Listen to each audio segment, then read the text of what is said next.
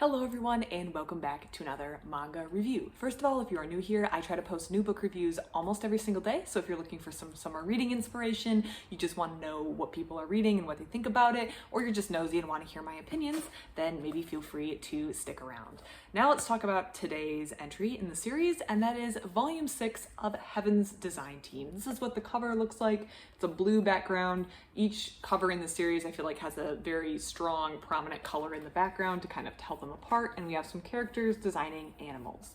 So if you are not familiar with the plot of the series up to this point, I'll do a quick recap. Heaven's design team features a fictional world in which God has to build animals for the world, but he doesn't want to do it himself, so he's offloaded the task to his design team, which are these individuals here. God gives assignments, and this design team has to figure out how to build an animal that meets that assignment. So maybe God will say, let me see if I can find an example, like doesn't sink, can swallow needles, an animal that doesn't mind painfully uncomfortable surfaces. And the design team has to find a way to meet those challenges and build an animal that fulfills those challenges, basically. And at the end of each design session, they come up with an animal that actually exists or did exist in the past on Earth. So it's kind of an interesting way of blending real, like biology, zoology, with a fictional story. So it's kind of, each design process reasons out why an animal would have certain characteristics, the pros, the cons, the different challenges in the environment it needs to meet, and how these design features feature into the environment. So by the process of going, or by virtue of going through this design process, the reader kind of understands the advantages of an animal having certain characteristics and why it has those characteristics in the world.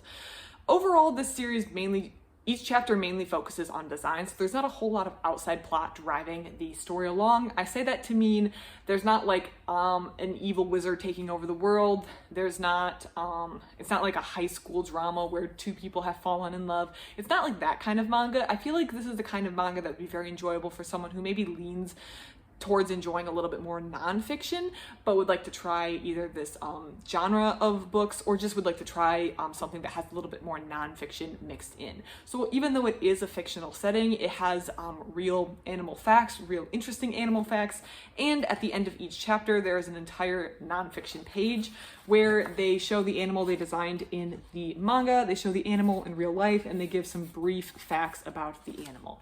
So this kind of helps you tie in what was fact and what was fiction into the book, and it just kind of gives you, I guess, also a sense of closure at the end of each chapter. I really enjoyed this series. I feel like initially it felt a little weird, but the longer you read it, the more enjoyable it becomes. Even though there's not a whole lot going on outside the plot, it's not like they're trying to stop some evil thing from taking over or beating a deadline. It does feel enjoyable to follow these designers reason through each one of their problems, plus you're learning a ton of new animal facts. There's actually a quote on the back of the book, right underneath this little synopsis of what this volume is going to be about, that says, "Does for zoology what Cells at Work does for human biology," by Anime News Network. I'm not familiar with Anime News Network, and I actually am not familiar with Cells at Work, but if Cells at Work is anything like this, then maybe I should give it a read. But it does feel like it's bringing zoology and interesting facts about zoology, but not just stopping at the interesting facts, it's also explaining the reasoning behind why these interesting, fun facts exist in the animals to an accessible reading public, basically. It's not keeping these facts locked behind nonfiction books, which maybe the kind of reader who would reach for something like this wouldn't read. Not always, but maybe not necessarily. So it's just kind of making those facts a little bit more accessible, which I enjoy. Now, Volume 6, I did mention there's not a whole lot that goes on in the day-to-day life of these designers, except for designing animals, and then of course the disasters that maybe happen, or the little things that happen in their day-to-day life. But we have had a little bit of a development that started at the end of Volume 5 and is now moving into Volume 6, and that is the introduction of the plant department, which are these two individuals here. The plant department is in charge of designing plants, kind of similar to the animal department, which is what these people primarily are, and they're an interesting crew. There's kind of a little bit of a collaboration between the two of them, and I think this is the first time we've seen them. I don't remember seeing these characters before, so we are getting some movement, a little bit of outside characters, or outside new characters added to the story. I will say, when I was introduced to the plant department, they reminded me of a character that I read in a manga a long time ago. So when I was like very young, I want to say like if not late elementary school, like early middle school, definitely my middle school years.